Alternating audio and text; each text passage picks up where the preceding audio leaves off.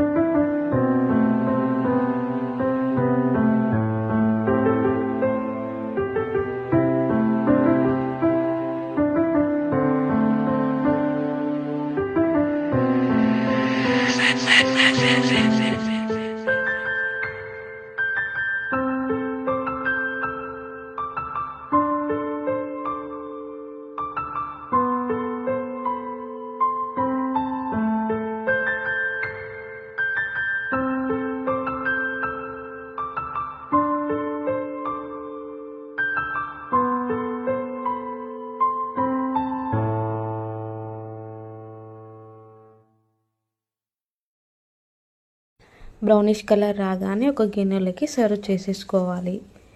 Serve చేసేసుకొని పక్కకు పెట్టుకోవాలి. మంచిగా మనం పల్లీలను బెండకాయలు వేయించుకున్నాం కదా, పక్కకు తీసేసుకోవాలి. అందులోకి పచ్చిమిర్చి, ఉల్లిగడ్డ, కొత్తిమీర తీసేసుకోవాలి.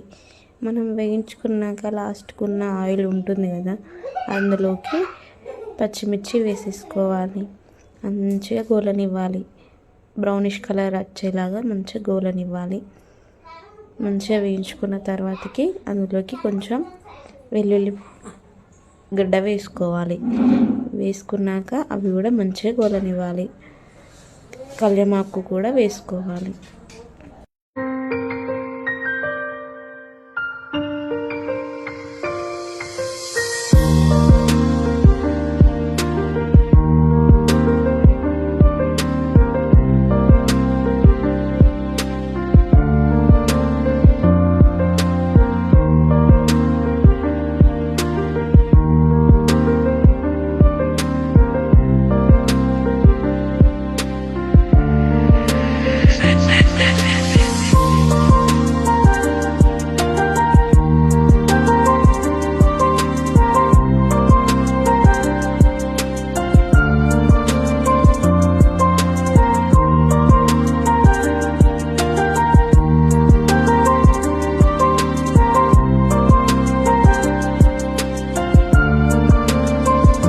చక్కగా వేయించుకోవాలి.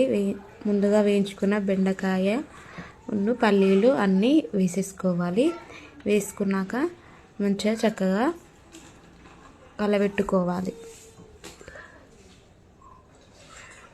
చక్కగా కలబెట్టుకున్నాక అందులోకి కొంచెం కారం, ఉప్పు తీసేసుకోవాలి. చక్కగా కలబెట్టుకోవాలి. చక్కగా కలబెట్టుకుంటూ మనం ఉండాలి. ఉన్న తర్వాతకి అందులోకి కొంచెం తగినంత ఉప్పు తీసుకోవాలి. తీసుకున్నాక తగినంత కారం కూడా తీసుకోవాలి. తీసేసుకొని మంచిగా చక్కగా కలబెట్టుకోవాలి. కలబెట్టుకున్నాక నెక్స్ట్గా ఫైనల్లీ కొత్తిమీర చల్లుకోవాలి. మనం చక్కగా కలబెట్టుకోవాలి. ఆ తర్వాత లాస్ట్కి సర్వ్ చేసేసుకోవడమే. నా వీడియో నచ్చినట్టయితే లైక్ చేయండి, షేర్ చేయండి, సబ్స్క్రైబ్ చేయండి. Bye friends, bye bye.